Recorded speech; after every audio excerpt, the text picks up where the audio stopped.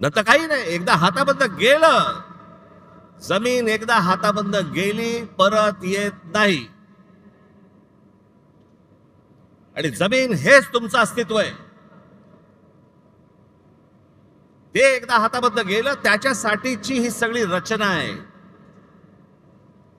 माझ्या महाराष्ट्रातल्या सगळ्या मतदारांना माझी विनंती आहे, सतर्क रहा.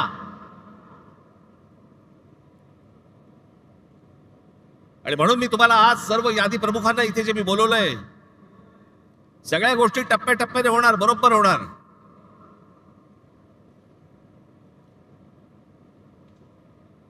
मी ज्या सर्व संपूर्ण यादी प्रमुखांना बोलवलंय, मुंबईचे आहेत, ठाण्याचे आहेत, कल्याण डोंबिवलीचे आहेत, नवी मुंबईचे आहेत, मीरा भाईंदरचे आहेत.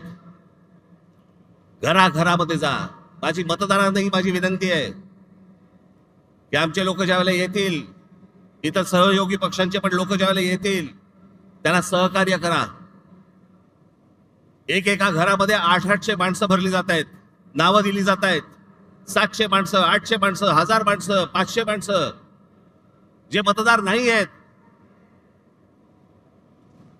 पण अशी सगळी खोटी नावं भरून हे निवडणुकांना सामोरं जायचं म्हणतायत.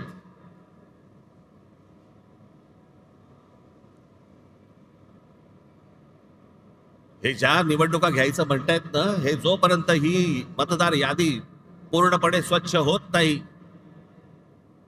सर्व राजकीय पक्षांचं समाधान जोपर्यंत होत नाही, तोपर्यंत या महाराष्ट्रामध्ये निवडणुका घेऊनच दाखवा.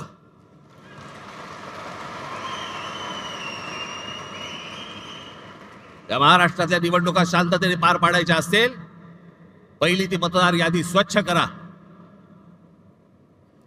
जो मतदार आहे त्याचा आदर करा. जो खरा मतदार आहे त्याला मतदान करू द्यात. कोण सत्तेवरती येईल आणि कोण पराभूत होईल याच्याशी मला कर्तव्य नाही, पण जे मतदान होईल ते खरं होईल, या दृष्टिकोनात निवडणुका झाल्या पाहिजेत.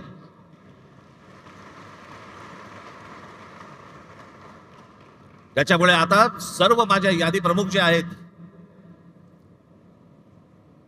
माझे शाखाध्यक्ष आहेत, उपशाखाध्यक्ष आहेत, माझे गटाध्यक्ष आहेत, यादी प्रमुख आहेत, प्रत्येक ठिकाणी कोण कोण राहत आहेत, किती किती माणसं राहत आहेत, कोण कोण मतदार आहेत, तपासायला सुरुवात करा.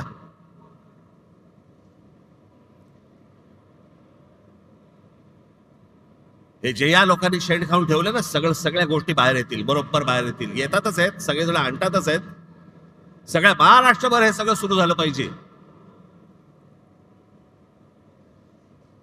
आणि फक्त आपल्याच पक्षासाठी नाही म्हणत मी, इतर पक्षांनी देखील प्रत्येक घराघरामध्ये गेलं पाहिजे, तपासलं पाहिजे. आणि निवडणूक आयोगाला आमचं सांगणं आहे की हे जोपर्यंत स्वच्छ होत नाही, तोपर्यंत निवडणुका तुम्ही घेऊ नका. महाराष्ट्रामध्ये निवडणुका घेऊ नका. आधीच 5 वर्ष झाली आहेत त्या सगळ्या निवडणुका होऊन. अजून 1 वर्ष गेलं तरी चालेल, पण निवडणुका त्याच्याशिवाय होता कामा नयेत या महाराष्ट्रात. ह्याची जी सगळी घाई सुरू आहे ना, ती घाई याच्यासाठी सुरू आहे कारण ह्यांनी सगळं जमवलेलं आहे गणित.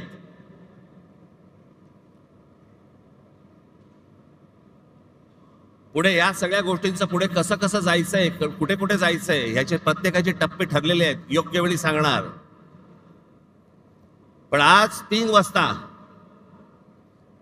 एक सर्वपक्षीय पत्रकार परिषद आहे, ज्याच्यामध्ये शिवसेनेचे लोक असतील, आमचे लोक असतील, राष्ट्रवादी काँग्रेसचे लोक असतील, सर्वच पक्षाचे लोक असतील. सत्ताधारी पक्षाच्या लोकांना पण यायचं असेल तर येऊ शकतात.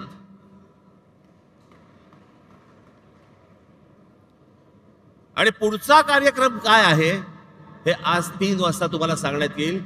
त्याची प्रतीक्षा करा आणि तयारीला लागा.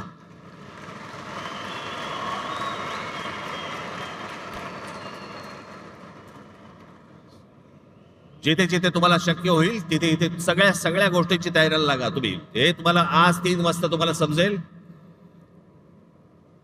ही पत्रकार परिषद होईल त्यावेळेला.